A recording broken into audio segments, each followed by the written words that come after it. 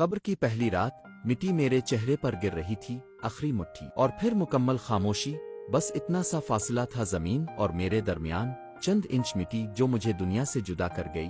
میرے کانوں میں ابھی تک لوگوں کی دعائیں گونج رہی تھیں۔ کسی نے کہا، اللہ مغفرت فرمائے، کسی نے آہ بھری اور واپس پلٹ گیا، اور اب سب جا چکے ہیں، میں اکیلا اس تنگ و تاریک قبر میں، جسے میں نے کبھی سوچا تو تھا مگر سنجیدگی سے کبھی محسوس نہیں کیا تھا۔ میرے ارد گرد سناٹا ہے، ایسا سناٹا جو چیخوں سے بھی زیادہ بھاری ہے۔ کچھ لمحے گزرے اور پھر زمین لرز، میرے جسم میں کپکپی دوڑ گئی، پھر اچانک دو وجود نمودار ہوئے، نہ چہرہ نہ آنکھیں نہ جسم، مگر ان کی ہیبت سے میری روح کانپ گئی۔ پھر ایک گرجدار آواز نے میرے وجود کو ہلا دیا، من ربک، تیرا رب کون ہے؟ میرے ہونٹ ہلنے لگے، لیکن زبان جیسے بند ہو چکی ہو۔ میں جانتا تھا جواب، لیکن دل میں وہ یقین، وہ تعلق۔ وہ کہاں تھا؟ ما دینک، تیرا دین کیا ہے؟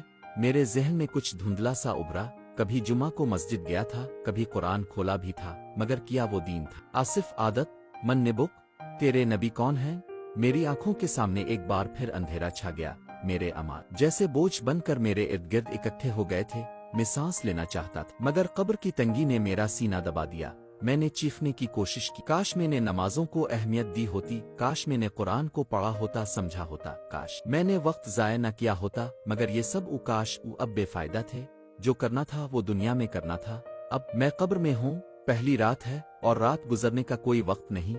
اب کوئی موبائل نہیں، کوئی دوست نہیں، نہ ماں کی آواز، نہ دنیا کی کوئی روشنی، صرف اندھیرا اور میرے اعمال۔